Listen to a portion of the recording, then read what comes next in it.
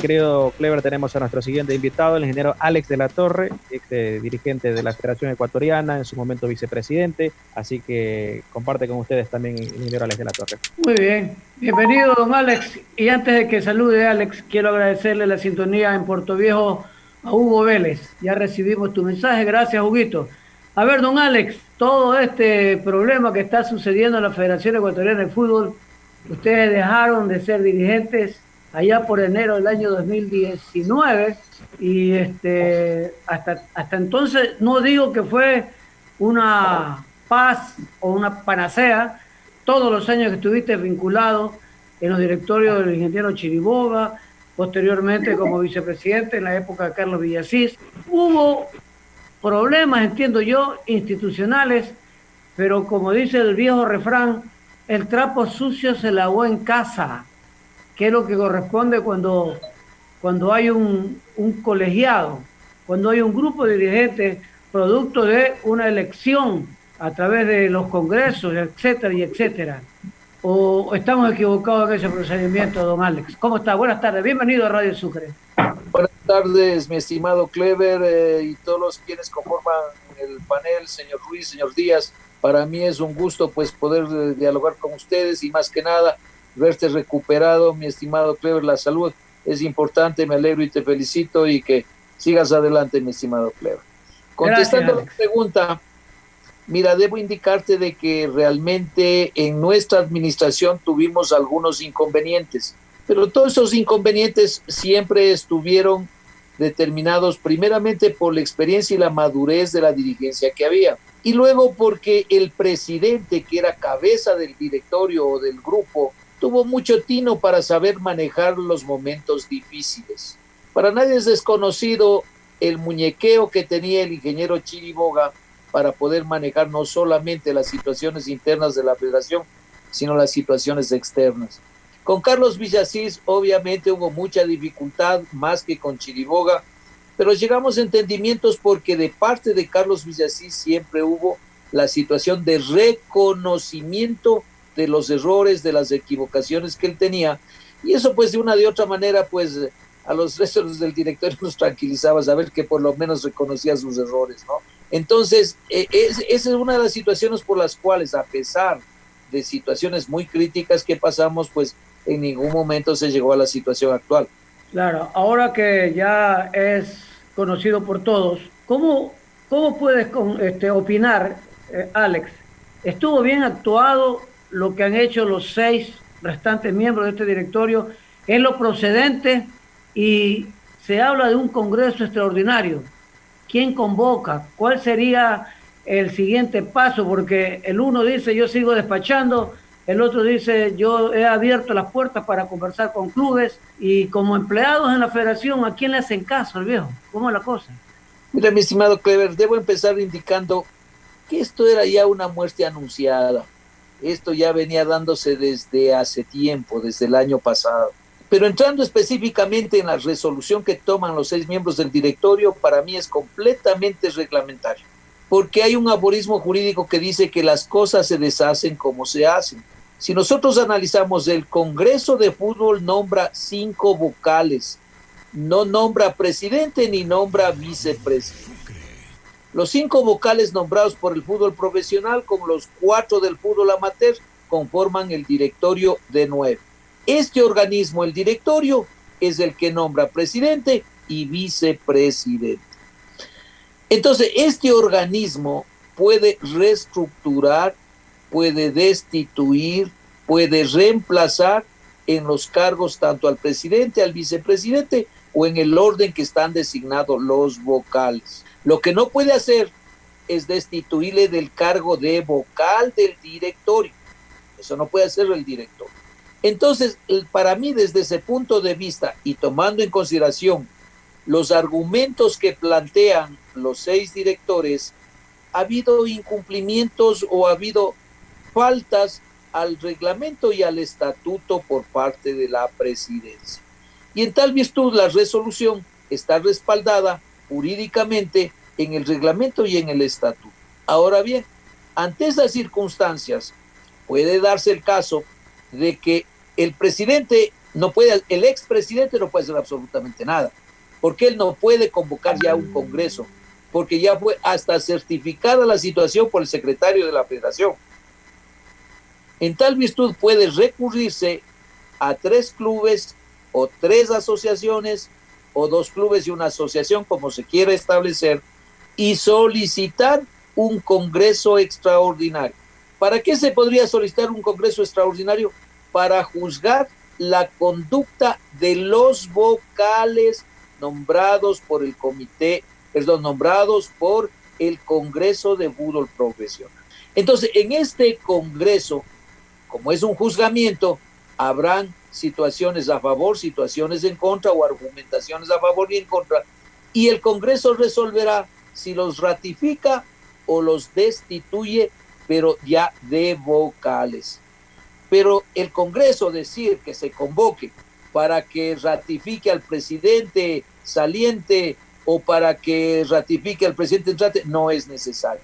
El directorio tomó su resolución, su decisión, y eso es completamente jurídico y legal, y así lo ha establecido también y lo ha manifestado uno de los máximos juristas deportivos que hay en nuestro país, que es el abogado Guillermo Salto. Ya, una última de mi parte, para que vean mis compañeros. ¿Qué función cumple aquí la Secretaría de Deportes? Ninguna. La función de la Secretaría de Deportes, lo único que puede hacer es verificar, revisar y constatar que los clubes y las asociaciones de fútbol tengan sus estatutos legalmente establecidos como lo establece el deporte ecuatoriano, como lo establece la Secretaría del Deporte. Absolutamente nada más, porque debemos tener claro que dentro de los principios de la federación se establece que este es un organismo autónomo y de derecho privado y que debe precautelar siempre la intervención de terceros.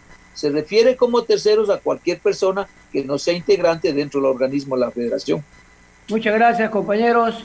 Ustedes continúan con el ingeniero Alex de la Torre.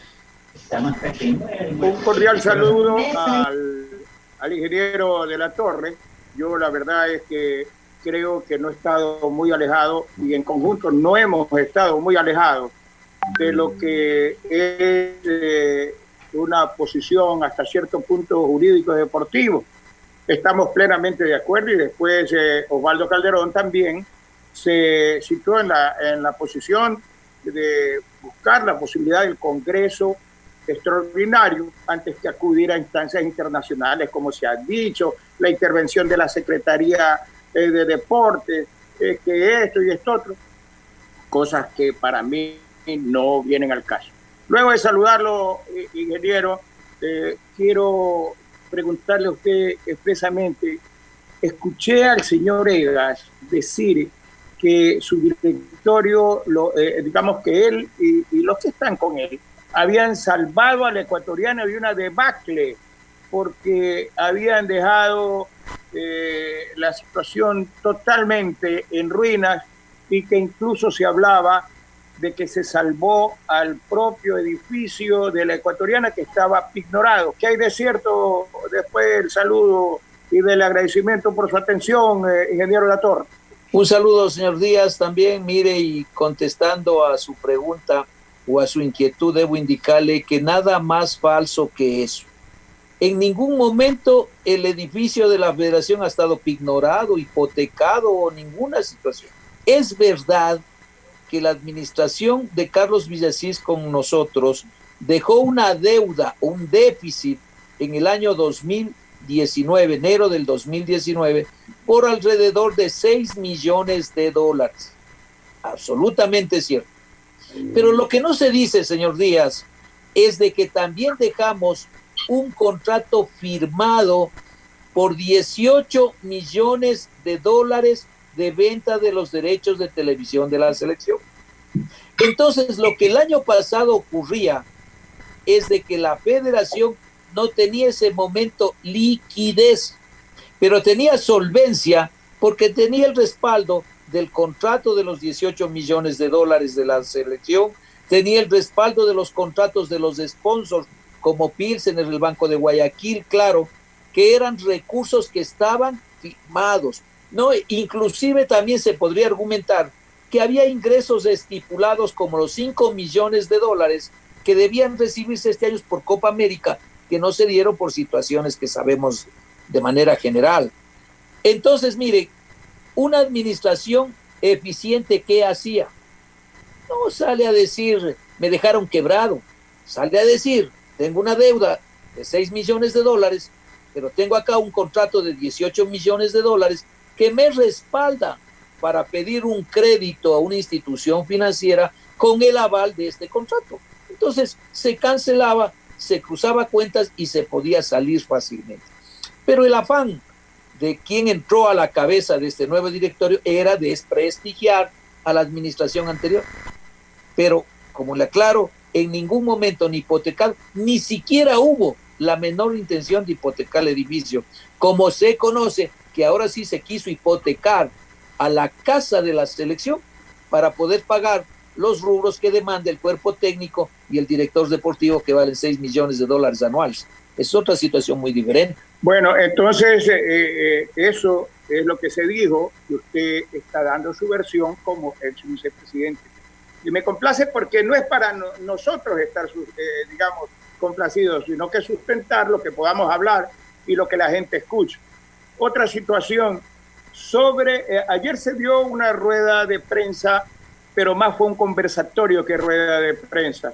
Y hay gente que como que se alinea, no a la razón, sino a las circunstancias, y al que convoca al conversatorio.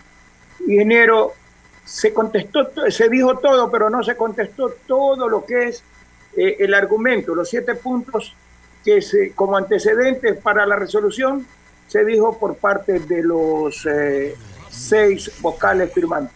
¿Qué opinión tiene usted? Mire, señor Díaz, le voy a ser completamente sincero. No escuché, no vi, ni me interesó siquiera. ¿Por qué razón no vi, no escuché, ni me interesó? Porque sé de quién venía y quién estaba al frente o iba a dirigir esa rueda o ese conversatorio. Entonces, cuando una situación es dirigida, ¿para qué voy a escuchar? No sé qué habrá dicho, pero me imagino que habrá buscado justificarse de alguna manera. Pero la situación realmente está más clara que el agua, todo lo que han sacado a la luz los 6 miembros del directorio de la federación. Hay una situación muy particular que ahora se trata de desmerecer la participación directiva del fútbol amateur.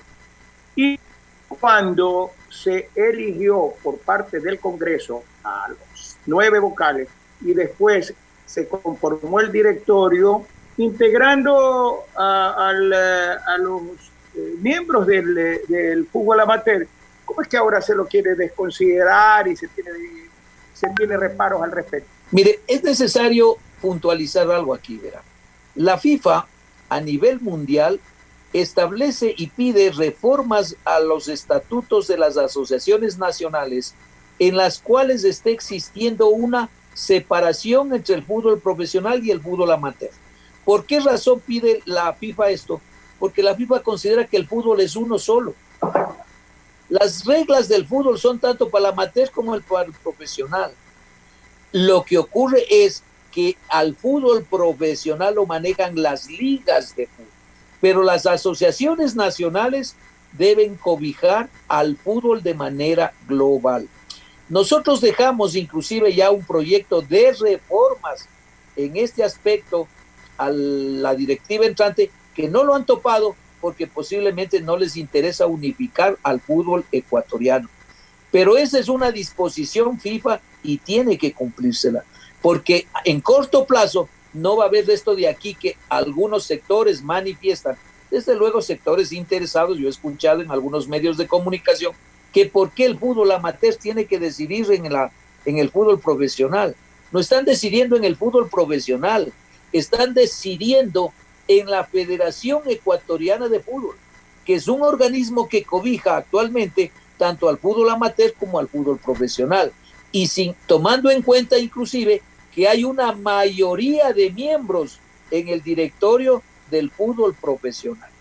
Entonces, yo recuerdo claramente el ingeniero Chiriboga manejaba también su directorio, que nunca hubo una situación de que el fútbol amateur podría tomarse la federación. ¿Por qué razón? Porque siempre los vocales del fútbol profesional estuvimos respaldando la situación del presidente. Pero ahora ha habido tal división que se ve claramente que casi el 50% o el 40% de los directores están alineados por otra línea y realmente se unen con el fútbol, con los miembros del fútbol amateur. Para darle la oportunidad a los demás compañeros. Ingeniero de la Torre, usted dijo al inicio de su intervención que era una situación anticipada, era una muerte anunciada, ya conocida que se iba a dar emulando así es, a Gabriel García Márquez. ¿Por qué lo dijo? Mire, era un directorio o es un directorio en que no hay una uniformidad de directores. Si usted analiza individualmente la trayectoria de cada una de estas personas que integran el directorio, va a mirar y va a observar que muy difícilmente van a seguir la misma línea. Cada uno tiene intereses diferentes, maneras de pensar diferentes, actitudes diferentes, situaciones personales diferentes, es decir, no hay homogeneidad entre esos miembros. Cuando ello ocurre, es bien difícil ponerse de acuerdo y ahí está el resultado. Muchas gracias de mi parte. Osvaldo Calderón. Gracias, Eduardo. Saludos cordiales, ingeniero Alex de la Torre. Esta última parte en esta respuesta llama poderosamente la atención, porque pueden existir ideas distintas en un directorio, sin duda. Esa es la razón de ser en el momento de agrupar voluntades e ideas o cerebros en un órgano colectivo. Pero esta precisión de intereses personales, ¿cómo encuadra eso, ingeniero de la Torre, en el concepto general de ser director vocal del fútbol ecuatoriano? Mire, si nosotros analizamos las actitudes, podemos determinar, por ejemplo, que el presidente saliente Egas tenía una manera de ser autoritaria, una manera de ser que no daba apertura a los dirigentes de clubes, asociaciones y a sus mismos directores. Por eso ya le reclamaron y le pidieron que convoque a una asamblea, a una sesión de directorio, para que dé a conocer los contratos que había firmado yéndose sobre las disposiciones del directorio. Entonces ahí se demuestra claramente que no había una situación de homogeneidad o de entendimiento para que todos estén enterados de lo que ocurría en la federación. Si nosotros miramos luego por otro lado al cierto director, a otro director que casi nunca se le ha visto en las sesiones de la Federación Ecuatoriana de Fútbol, que tiene sus intereses deportivos y podremos entender la situación, pero debemos canalizar para poder formar un cuerpo colegiado, siempre debe buscarse las personas que sean afines, personas que tengan los mismos criterios o similares criterios para poder marchar en armonía. Era muy notoria la situación de disparidad de pensamiento, de actitud y formas de ser que hay en ese directorio. Hay dos agregados al tenor de lo que usted expresa, ingeniero de la Torre. Primero, entonces estamos hablando de un presidente de Federación Ecuatoriana de Fútbol que era una suerte de dictador, por lo que usted expresa. Se hace mi omnímoda voluntad y el resto no apunta, no sirve. Una, dos. Pero aparte de dictador, mal banquero, a pesar de ser elemento que surge de las finanzas, con esto que se hablaba de una deuda de $6 millones con un contrato firmado de $18 millones, de tener una muy poca, pésima o nula capacidad de gestión financiera por parte de un elemento que se dice que es de la banca. Dije dictador, dije autoritarismo. Una persona autoritaria no necesariamente llega al plano de dictador, ¿no? Segundo, yo comparto... Casi, van ahí de la mano. Casi, pero no es... Vea, comparto el criterio de que si yo tengo una deuda de 6 millones y tengo un contrato de $18 millones de una institución que respalda financieramente, pues yo consigo un crédito con respaldo a ese contrato y financio la situación y está... No, sí, está totalmente claro. Pero ¿sabe qué se trataba, señor Calderón? Lo que se trataba era de desprestigiar la administración de Carlos Villasís y mía. Eso era todo. Pero como el tiempo va pasando, vamos viendo lo que va ocurriendo. Se dijo y se habló de que hubo un despilfarro en la administración de Villasísimo, cuando nosotros teníamos una secretaria general que cobraba $4,000 al mes. Ahora tienen un secretario argentino que cobra de 12 a $14,000 según se manifiesta. Tienen un cuerpo técnico con un director deportivo que cobra $6 millones anuales. Tienen un director de marketing argentino que está alrededor de 8 o 9 mil dólares. Tienen un director del COMED, que es el programa de registros de la federación que se adquirió, que es de origen peruano o de procedencia peruana, que me imagino que estará alrededor también de igual que el director de marketing. Entonces, mire, el despilfarro que hay, y tome en cuenta una cosa, que lo único que han conseguido como sponsor adicional a lo que dejamos nosotros es un contrato con CNT. De ahí no hay absolutamente nada más, porque yo estaría de acuerdo que hagan todos esos gastos, esos egresos, esos pagos, si hubieran conseguido sponsors o ingresos por 20, 30 millones de dólares anuales, justificado, pero no lo tienen. Oye, estamos de acuerdo, claro, estamos de acuerdo con un hecho fundamental. Uno tiene que predicar con el ejemplo, porque si estamos en una institución aparentemente en crisis y diferenciamos crisis con falta de liquidez, son dos cosas completamente distintas, completamente diferentes. Yo lo primero que hago es tratar de ser austero con los pocos recursos, y en efecto es así que tengo y que manejo. Y yo sí recuerdo que, por ejemplo, a Carlos Villasí lo cuestionábamos a veces por muy agarrado, ¿no? Tan agarrado que comenzó hasta a contar los uniformes deportivos que le entregaban a los jugadores, la cantidad de agua, cosas por el estilo, que mostraban a un presidente bastante codo. ¿Ah? Eso no era verdad, que contaban los uniformes, no. Eso le sacaron, pero no es cierto. No, pero no, va en relación a lo otro, a lo del despilfarro. Pero que si alguien comenta eso, evidentemente no hay ningún tipo de despilfarro. Es todo lo contrario, es al revés. Qué momento más inoportuno para sonar el celular. Pero bueno, retomamos lo del Congreso Ordinario de Fútbol. Bajo la explicación que usted dio, ingeniero Alex de la Torre, no necesario Congreso ordinario, extraordinario, no es un imperativo, puede quedar ahí como resolución del directorio, punto y aparte. Así es, desde mi punto de vista, pues la situación reglamentaria está dada, está establecida. Lo que podría darse, mire, y eso va a ser un hecho obviamente, es que cuando registren las nuevas dignidades de la federación en CONMEBOL y FIFA, la CONMEBOL va a enviar o una comisión o va a pedir la documentación respectiva y el respaldo reglamentario para la decisión que tome. Pero no es que la CONMEBOL va a decir yo esto no acepto. No, la CONMEBOL no puede hacer eso, porque las asociaciones nacionales son autónomas. Lo que tiene que velar la CONMEBOL y la FIFA es que se haya respetado el estatuto y el reglamento. Nada más. Si se respetó el estatuto y el reglamento, esa era mi siguiente pregunta.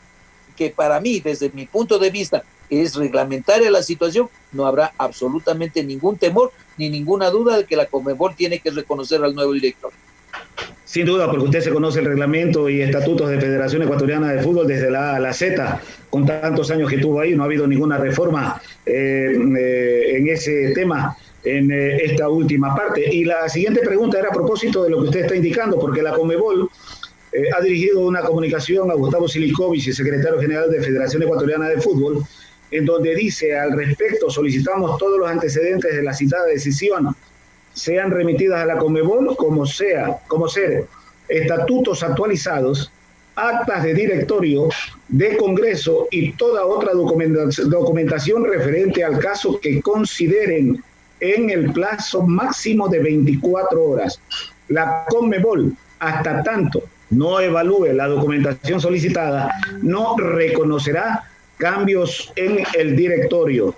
Con comunicación a Gustavo Silikovich por parte de José Astigarraga, secretario general, fechado hoy, 27 de abril, desde Luque, sede de la CONMEBOL, ingeniero de la Torre. Sí, así es eso. Yo no conocía esa comunicación, pero yo ya le había indicado que lo que podían hacer es enviar una comisión o pedir la documentación que respalde la decisión, porque obviamente debemos entender que la CONMEBOL, el comité ejecutivo de la CONMEBOL está conformada por los presidentes de las asociaciones nacionales. Y entonces ellos no pueden ni van a querer estar sujetos a que cualquier momento en cada una de las naciones puedan ser desplazados de su cargo sin los debidos sustentos y sin los debidos aspectos reglamentarios. Yo creo que toda la situación existe en la federación y tendrán que enviarla a la CONMEBOL. Una última pregunta de mi parte, agradeciéndole de manera personal la posibilidad del diálogo, ingeniero de la Torre. Al haber usted hablado de un directorio poco homogéneo, el cambio de posición de vocales no necesariamente garantiza una modificación porque son los mismos elementos y vamos a seguir teniendo un directorio, desde su punto de vista, con falta de homogeneidad en la toma de decisiones de pronto, ingeniero de la Torre. Mire, yo pienso que no ahora, señor Calderón. ¿Por qué no? Primero porque la cabeza, o sea, el ingeniero Estrada, se le ve una persona más ecuánime, una persona más conciliadora, que puede llegar precisamente a aglutinar a la mayoría de los miembros del directorio alrededor de él para tomar las mejores decisiones. Y se está viendo exactamente esto cuando ya tiene un grupo de 6 personas que han respaldado su posición de nombrarlo presidente. Entonces, se ve claramente que la actitud del presidente Egues quedó tan deteriorada, pues de que no tuvo una mayoría en su directorio ni dentro del fútbol profesional.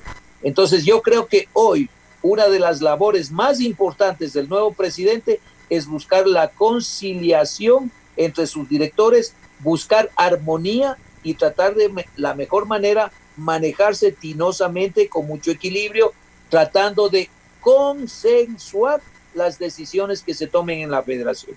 Eso es lo que yo veo que ha molestado a los directores. No ha habido un consenso ante las resoluciones que se han tomado. Si Jaime Estrada busca un consenso, convoca sesiones de directorio, respeta las resoluciones del directorio, yo creo que habrá armonía y paz en la federación. Muchísimas gracias. Le reitero de mi parte para que participe también nuestro compañero el licenciado Cristian Macías. Muchas gracias, ingeniero. Cristian. Bueno, primero, buenas tardes. Quisiera saber, ingeniero, si me escucha. Si tiene sí, le escucho, señor Macías. Listo, muchas gracias. Saludarlo de mi parte. Un gusto tenerlo acá en estos micrófonos de Radio Sucre. Desde su punto de vista, usted ya manifestaba la importancia de los ingresos y egresos y una posibilidad de ver de buena manera la llegada de tantos integrantes de la Federación Ecuatoriana de Fútbol, entre esos el cuerpo técnico. Y si usted, le voy a hacer una pregunta que quizás va a ser un poco imprudente, pero si usted estuviera hoy en Federación Ecuatoriana de Fútbol, ¿cuál sería la decisión de usted en cuanto al cuerpo técnico? ¿Lo mantendría o quizás buscaría otra alternativa? Mire, señor Macías, debo decirle con absoluta sinceridad y no me incomoda. Yo cambiaría el cuerpo técnico. Lo he manifestado desde siempre. Yo creo que en el fútbol ecuatoriano debemos tener técnicos sudamericanos que conozcan la idiosincrasia de nuestros jugadores, de nuestro país, de nuestra gente. Y he preferido, siempre lo he dicho, mi preferencia a los técnicos colombianos, porque con ellos hemos clasificado a 3 mundiales. Ningún otro técnico, ni brasileños, ni argentinos, ni uruguayos nos han clasificado a ningún mundial. Solo los colombianos nos han clasificado. ¿Por qué? Porque conocen, son similares a nosotros, estamos en la misma sintonía. Entonces, si yo estuviera este momento al frente de la federación, cambiaría completamente todo lo que es extranjero, porque yo daría prioridad a lo que es nacional, a los elementos. Aquí tenemos suficientes dirigentes, suficientes profesionales capacitados para todos los cargos en que se han puesto gente extranjera. Obviamente en el cuerpo técnico de la selección es una situación indudable que tiene que ser un extranjero. Ya, lo pregunto también es, porque aquí algunas ocasiones también hemos tratado el tema del instituto que tiene, el instituto de técnicos que tiene la federación, y precisamente eso no va acorde con tener un instituto y no sacar técnicos nacionales. Por otro lado, no sé si algún dirigente actual, sea de cualquier bando de esta de esta federación ha tenido conversaciones con usted, quizás para tener una asesoría de cómo tomar decisiones? No, absolutamente nada. No he conversado con nadie. Es más, en algún momento cuando yo respaldé a Selim Dumed para la presidencia de la federación, había indicado que yo me retiraba completamente de la situación dirigencial del fútbol y que si Selim Dumed y su comité ejecutivo llegaban a la federación, si en algún momento podían considerar que podía servir con algún caso como asesor, lo haría, pero a nadie más y en ningún otro momento. Ya, si hoy en día alguien le pregunta, señor Alex de la Torre, ¿podría usted darnos un comentario o una solución que vaya en pro del fútbol ecuatoriano? ¿Cuál sería, William? Mire, una solución es muy difícil poder dar. Nadie tiene la varita mágica para decir esta es la solución. Lo que sí se puede establecer es un plan de trabajo en el cual se puede establecer los lineamientos mediante los cuales se solucionen los diferentes problemas que existen. Habría que buscar cuáles son las fortalezas que tiene la federación, cuáles son las dificultades, las debilidades que tiene la federación, es decir, realizar un análisis PODA y en base de eso tratar de elaborar el plan o la hoja de ruta que se llama para que la federación vuelva a ser lo que fue. Una última de mi parte, me asalta la duda de manera espontánea. ¿Usted considera que este problema a la interna de la Federación Ecuatoriana de Fútbol repercute a nivel internacional? ¿Tiene que ser llevado en CONMEBOL, en FIFA? Indudablemente, esa es una situación que tiene que llegar a CONMEBOL y FIFA porque tienen que enviarse las comunicaciones de los reemplazos o de los nuevos directorios que hay. Y obviamente al haber sido una situación que inicialmente estuvo de acuerdo al reglamento para un periodo de 4 años, ha sido reestructurado. La CONMEBOL, como ya analizó el señor Calderón con la comunicación que ha enviado, tiene que verificar que todo esté dentro del aspecto reglamentario y estatutario. Entonces, por esa situación, creo que sí debía haber y tiene que haber pues la intervención, ojo, no a la resolución, sino al procedimiento que emplearon los directores de la federación. Listo, muchas gracias, ingeniero Chino. Continúa. Bueno, yo creo que ha sido muy amplio en su tema de lo que han ido preguntando cada uno de ustedes, compañeros. Creo que está todo aclarado. Yo nada más quería concluir con algo, ingeniero, para obviamente ya ir cerrando esta entrevista. La anterior federación, como se lo manifestaba o como se lo dijo ahora por parte del señor Francisco Egas, la vieja federación, parece que la vieja federación no estaba del todo mal y parece que esta nueva federación no tiene más de 2 años y ya anda con la pata coja, como por decirlo así. Mire, señor Ruiz, en la vida nada es malo ni nada es bueno al extremo. O sea, nada es tan blanco ni nada es tan negro. Hay dificultades. Obviamente que tuvimos dificultades. Hemos analizado las dificultades económicas. Pero si analizamos las situaciones deportivas, nosotros dejamos muchísimas cosas en beneficio del fútbol ecuatoriano. ¿O usted cree que esa selección que fue campeón sudamericana en la categoría sub-20 fue trabajo de la directiva que entró? Esa fue una selección que se vino trabajando desde la sub-15. Y vea, ahora que traemos a colación esto, se comete una injusticia y esas situaciones que sí duelen a quienes estuvimos en la federación. Se separa uno de los mejores técnicos que tiene este fútbol ecuatoriano en esas categorías, que es el profesor Javier Rodríguez. Él ha dado 5 clasificaciones a campeonatos mundiales al Ecuador y se lo separa aduciendo que no hay presupuesto para pagar a esos cuerpos técnicos. Pero hay presupuesto para pagar $6 millones a 5 o 6 extranjeros que vienen a colonizarnos en el fútbol nuevamente al Ecuador. ¿Qué les parece a ustedes? ¿Se podrá hablar, se podrá decir que eso es una buena dirección de la Federación Ecuatoriana de Fútbol? Totalmente, coincido con usted, mi querido ingeniero. En ese una aspecto. última de mi parte, Chino. Dele. Hay un aspecto que también al parecer ha sido uno de los puntos de resentimientos a los que se refirió el señor Egas el día de ayer y que no le ha gustado a algunos directivos nuevos. Esto de evitar la presencia de los dirigentes acá en Guayaquil, se acabaron las canonjías de tantos días acá, pagarles viáticos, hotel, traslado, y en una federación que está pobre, y en homenaje a la crisis, dijo Vegas, nosotros resolvimos acabar con el tipo de dineros, que incluso se redondeó, algún directivo recibía $80,000 por ese concepto, y que eso ha resentido a ciertos directivos de este directorio que estaba encabezado por él. Usted que ha manejado, que ha estado al frente de la federación como vicepresidente, como integrante de directorios, le voy a hacer la pregunta que a mí me asalta como curiosidad, pero en el presupuesto anual de la federación, ¿acaso no están contemplados esos rubros de traslado, considerando que la Federación Ecuatoriana de Fútbol, su directorio del fútbol profesional, Alex, está conformado por dirigentes de varias provincias de nuestro país?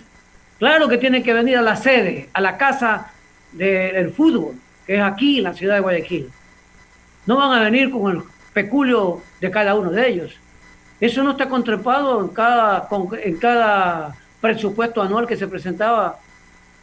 Pregunto, Alex. Mira, Clever, debo manifestarte lo siguiente al respecto. Los directores de la federación, como los miembros de comisiones, ningún dirigente gana sueldo. El único que gana sueldo en la federación es el presidente. Y gana un sueldo de la Conmebol que es de $25,000 mensuales. Entonces, si nosotros analizamos ahora justamente lo que tú indicas, Clever, los directores provienen de provincias.